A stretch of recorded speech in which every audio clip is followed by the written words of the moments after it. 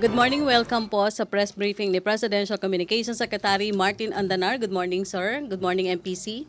Good morning, Rocky. Thank you. Good morning, everyone. On the two Filipino captives freed by the Abu Sayyaf last Sunday night, apart from the Norwegian and the three Indonesian hostages, the military is getting an upper hand in its continuing intense and focused operations in collaboration with police counterparts to destroy the ASG. Also last night, the President extended financial assistance to Davao blast victims. The President personally received each of the victims and relatives of the deceased and handed over a check representing a cash assistance extended by a government amounting to 250,000 pesos for victims who were permanently disabled by the blast. The President likewise handed out 250,000 pesos each to the families of the 15 victims who died in the bombing, while 100,000 pesos each cash assistance was given to each of the victims who sustained minor injuries, plus other medical assistance, including allowances for antibiotics. There were at least 70 people who were injured last September 2. On Batanes, the DSWD is now conducting stress debriefing. 5 social workers trained on critical incidents. Stress debriefing will be deployed to help relieve the stress and trauma experienced by the victims of Typhoon Ferdy. Yes, question. First question will come from Maricel Halili of TV5. Hi, Sec. Good morning. Hello, Sir, good may morning. we have your reaction tungkol lang dun sa pagkakatanggal kay Senator De Lima sa chairmanship yesterday? Nirespeto po natin ang independence ng Senado. Ang Senado po ay co-equal branch of government at kung ano po ang desisyon ng kanilang liderato ay nirespeto po natin. Ganon din po sa kung ano man ang mga activities na nangyayari sa lower house. We respect it.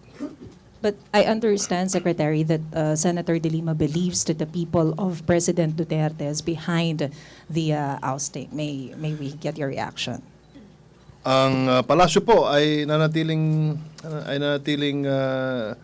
independent din, no? Hindi po namin pinapakialaman kung ano ang nangyayari sa Senado. The senator also is entitled to her own opinion. Another statement coming from Senator De Lima is that hindi daw siya yung reason kung bakit nasisira yung image ng Pilipinas, kundi yung sunod-sunod na cases on extrajudicial killings. Well,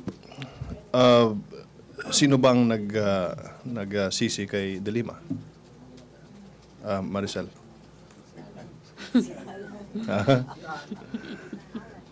You know, meron kasing meron silang sagutan sa Senado at ayaw nating makialam doon. Thank you. Thank you. Follow-up question on Senator De Lima, Raymond Tenasa. Hi, sir. Are you happy with the result without ouster of Senator De Lima as chairman? You know, like what I said, Raymond, no? Meron pong sariling political dynamics sa loob ng Senado at lahat naman ng bumoto na maalis po ang senadora ay mga senador, no? Wala namang miyembro doon ng executive at ganoon din sa mga nag-abstain at sa mga pumabor para kay Senador De Lima. And we congratulate also Senator Dick Gordon. Sir, seriously, Senator De Lima is also insisting that no other than but the president himself wants her out of the committee or behind the moves in the Senate. Your reaction? Kasi entitled naman po si Senadora Laila De Lima sa kanyang opinion.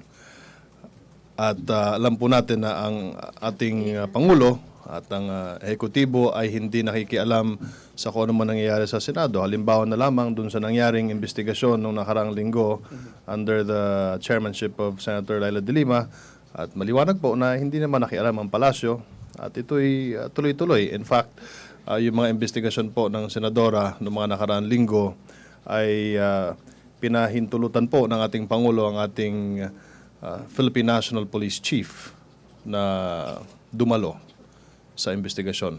So wala po. Talagang as far as I am concerned and as far as the palace is concerned, independent po ang Senado, independent po ang lower house. But Sir, Senator De Lima is saying that the president himself openly said publicly that he will destroy her. So she believes that this is already part of the declaration of the president that she or he will destroy her. Itatanong ko po sa Pangulo kung ano po ang ibig sabihin niya dun sa sinabi niyang statement na yun. Thank you, sir. May follow-up question? Henry Uri and then Joseph Morong. Secretary, good morning. There was this report of the Philippine Center for Investigative Journalism, the PCIJ, that next year the government's going to spend 206.57 billion pesos for public order and safety, and then 2.5 billion ang Intel Fund ng Duterte administration next year for illegal drugs. So the government has been spent, and malaki na yung mga pondong ginagamit ng gobyerno. What's in it for the people? Kasi malaking pondo po itong pinag-uusapan natin dito. Siguro, Henry, titingnan ko muna yung buod ng budget at tatanungin ko rin si Executive Secretary Bingbong Medialdea kung ano po yung kasi hindi ko pa nakikita yung allocation yung pera. So for me to be able to give you a clear answer ay kailangan ko makita yung budget. Follow up, pero yung napapansin namin puro patayan, puro parang accomplishment wise. Meron ba sa ganitong kalaking pondo, Secretary? Sa ngayon po, alam naman siguro ng lahat na nasa 712,000 na yung mga sumurrender sa police. At out of the 712,000 surrenderies, dahil dito sa anti-illegal drugs campaign, ay nasa close to 660,000 po yung mga drug users at yung nasa 7% po or 52,800 yung mga sumurrender na drug peddlers or drug pushers, no? Now with that number, masabi po natin na very successful yung first phase ng giyera kontra illegal na droga. If we connect the budget to that, kailangan ko muna makita yung buong plano kung paano gagastusin yung budget, and I haven't seen the budget honestly. Okay, thank you. Back Thank to Senator De Lima's issue. Okay, Joseph Morong. Sir, you've talked to the president, no? Are you aware if he has seen the proceedings last, I think, Thursday ba? Thursday or Wednesday? Mula po nung nagkaroon ng Senate investigation ng Senadora De Lima, ay hindi pa ho kami nagkikita ni Pangulong Duterte dahil nung nangyari po yon ay sabay naman na ginanap yung pagbisita ng Pangulo sa Bulacan. No? Tapos after that, I understand meron mga private activities yung Pangulo over the weekend. I think may kasal pa na nangyari, no? May wedding, no? And then dumiretso na po sa Davao si Presidente. Kaya hindi pa po kami nagkikita, hindi pa kami nag-uusap, hindi pa namin napag-usapan yan. What does the palace think of yung ouster niya? Because ang sinasabi is that Matobato is a perjured witness, parang walang value, off-topic siya, but why do we have this kind of move in the Senate? Hindi ko masagot yan, Joseph, kasi again, Senado sila, ito, ehekutibo. I understand 16 senators voted for, the ouster, no? So, I mean, that's 16 wise men no, who have their own reasons why they ousted and why they brought in Senator Dick Gordon. And let's just accept the decision of the Senate. Jenaline Cabiling, Manila Bulletin. Sir, do you believe Senator De Lima abused her authority in handling the Senate probe on the extrajudicial killings? It is not for me to say if inabuso ba or hindi. It's really up to the senators themselves and the public. Sir, on Senator Gordon, do you expect him to be fair and do a better job as Senate Chair? Senator Dick Gordon is a illustrious fellow. He's been in the Senate for 12 years, and he also served as mayor of Olongapo, chairman of SB. This guy is one of the brightest leaders we have. So I am pretty certain that Senator Gordon will do an excellent job. May follow-up question ba about Senator Benji Liwanag? Sir, ikinagulat niyo ba yung pagkaka-oust ni Senator De Lima? Hindi ko inaasahan. Hindi niyo inaasahan. Oh, kasi again, kami naman dito sa Presidential Communications Office, meron din kami mga problema na inaayos, no? At meron din tayong mga trabaho na dapat gampanan. At again, babalikan ko po, kami naniniwala na independiente ang Senado and us here in the executive should mind our own business. Prior dun sa pagkaka-oust kay Senator De Lima, nagkaroon ho ba ng time na nakapag-usap si Senator Pacquiao and Pangulong Rodrigo Duterte, sir? Hindi ko alam, Benji. Okay, thank you very much, sir. Thank you, Benji. Laila Salaveria on Senator De Lima. Okay. Okay, Joseph Morong first. Sir, under Senator Gordon's leadership of the committee, do you think it's still worth presenting si Matobato? Let's allow the Senate to decide. Yeah. Laila Salaveria to be followed by Ted Tavera and then Joseph Morong. Good morning, sir. Morning. There's an ongoing investigation in the House, and the congressmen want to give immunity to several inmates, including Herbert Colanco. Sir, what could the palace say about this, considering that, don't you find it ironic that the House wants to protect a drug lord, and Herbert Colanco was also on the very first matrix that the president presented? Again, I'd like to say that the House is also independent. The lower house, they have their prerogative to decide what they want to happen, and the palace and the house are not connected in any way. We are just a co-equal branch of government, and we respect their independence. Sir, but the proposal is backed by the Justice Secretary, who is the alter ego of the president. So, I have to talk to Secretary Vit Aguirre about his backing of the move of the House of Representatives. but sir, do you think it will be worth it to grant immunity to a drug lord just to pin down Senator De Lima? The best person to ask that question is Secretary Vit Aguirre.